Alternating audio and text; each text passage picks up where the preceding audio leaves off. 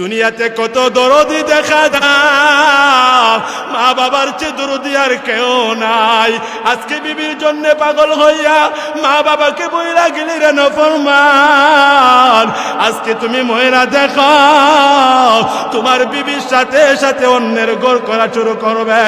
আজকে তুমি রোগ আক্রান্ত হইয়া, আজকে তুমি অসুস্থ হইয়া বেটের মধ্যে শইয়া দেখো, তোমার চোখের মধ্যে কিতুর আসলে কেউ তোমার সামনে আসে না। তোমার যখন প্রচন্ড জ্বর হয় কেউ তোমার কাছে আসে না। তোমার যখন ডেঙ্গু হয় কেউ তোমার কাছে আসে না। ওরে বান্দা, তোমার ফুরা হইলে, ফুরা যখন পয়সা যা কেউ তোমার কাছে আসে না।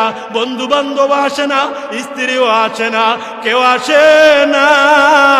একটু খেয়াল কইরা দেখাও, এক রাস্তার মধ্যে পায়খানা প্রস্রাব কইরা থাকলে আমরা এই রাস্তা দিয়া যাই না, এই রাস্তা দিয়া হাঁটি না। ও ভাই, টয়লেটের গন্ধ নাকে লাগলে আমরা নাকে দইরা চলি। ও ভাই, চক্ষু বন্ধ কইরা চলি। আর যেই মা, যেই বাবা তোমারে আমারে একটা বছর নয়, 2টা বছর নয়, একটা যুগ তোমার আমার পায়খানা বর্ষা পরিষ্কার করছে। মার নাকে গন্ধ লাগলেও গন্ধ নেয় নাই, মার নাকে গন্ধ লাগলেও গন্ধ নেয় নাই। মা তোমার পায়খানা পরিষ্কার করছে, মা তোমার প্রস্রাব পরিষ্কার করছে।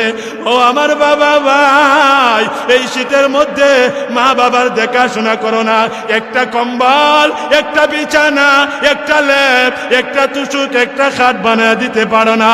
তারা কষ্ট করে, কিন্তু কত রাত মা তোমার প্রস্রাব করা বিছানায় ঘুমাইছে।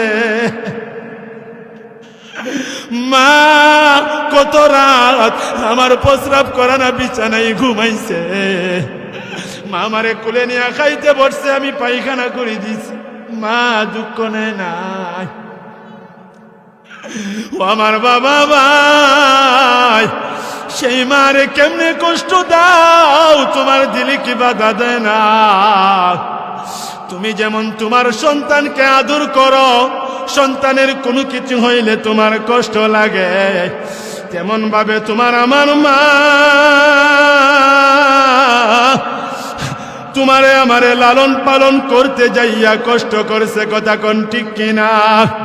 আরো জোরে বলেন ঠিক কিনা? এই জন্যে বাবারে বাইরে আমার শেষ 2-1টা কথা বলে যায়। ওরে না ফরমান, পৃথিবীতে সব পালাই, বিমারে পালায় ওনারে ন ফরমান, বাবারে পালায় ওনারে ন ফরমান। দেখবেন অনেক সময় সন্তান যখন বিদেশের বাড়িতে থাকে, অসুবিধায় পয়রা গেলে মা বাড়িতে বাড়িতে ঘুরে আর বলে আমার ছেলে বিদেশের জমিনে অসুবিধায়।